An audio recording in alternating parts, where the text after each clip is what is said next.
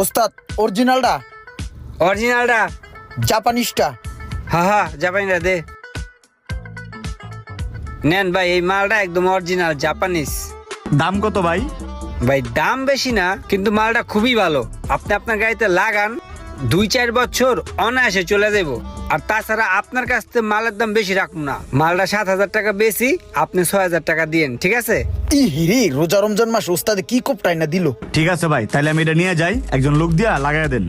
আচ্ছা আপনি যান, আমি লোক পাঠাইতেছি। আচ্ছা ভাই। ওস্তাদ এই রোজা রমজান মাসে এত বড় বাটপারিটা আপনি কেমনে করলেন?